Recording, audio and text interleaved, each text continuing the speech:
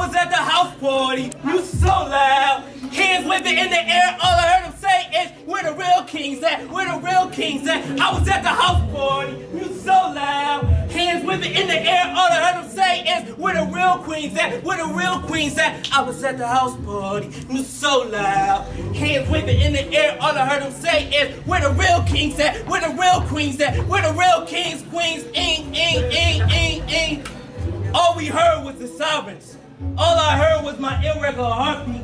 And every time I hear my irregular heartbeat, I think to myself, when the last time I hugged a grown man like a newborn child? Probably the same time he got new bracelets. You know, handcuffs that fit tight around his wrist, as tight around his wrist as that Robbie performed yesterday. Probably as tight around his wrist as that unprotected sex he had that night to celebrate. But tell me, when do we ever feel safe? Cause there's no fault for our emotions, so we be feeling like, no one be feeling like, man, no one be feeling like us. So we always feel alone, but never alone. And all we want to do is feel like the hero, you know, save ourselves and a few others. But that's the irony right there. Cause every person is birthed for Superman, you know, alien to this world flying high. Cause you're above it all to avoid a space, looking down at the world, listening to all the world problems, thinking all the world problems is his, and his problems is the world. Well, that's the real view of most people. They'd rather hide their smiles than a frown.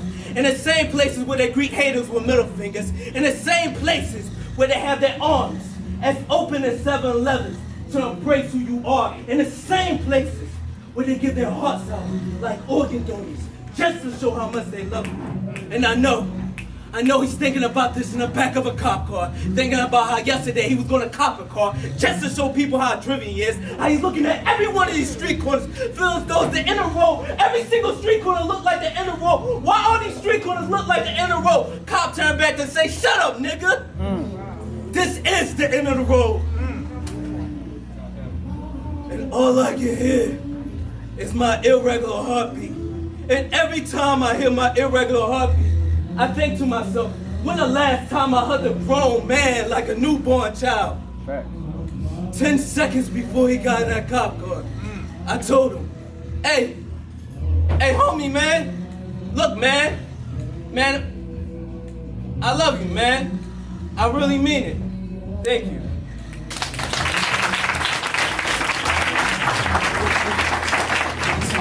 Can we give Nefertiti a big round of applause for what she just set the stage for? She's gonna help me out because this piece is a little bit too heavy on my heart to do it without the mic. Before I do this piece, I want to give a trigger warning, content warning, because I know this is not my first person experience, but I feel as though it's something we need to talk about in these times. This piece deals with sexual assault. Is that something that's heavy on your heart for whatever reason? I completely understand if you need to step out or do whatever you need to do to make yourself present. Thank you.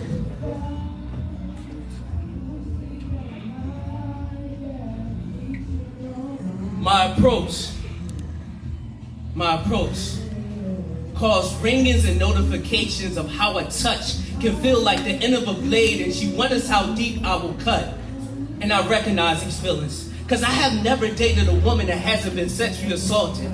The first woman I dated that shared these stories caused alarms, and every woman I dated afterwards continued those ringings of how they have baggage when they should never have to carry this luggage. They have baggage not because they broke, but they've been broken into by men turned to werewolves. We know them as Big Bad Wolf.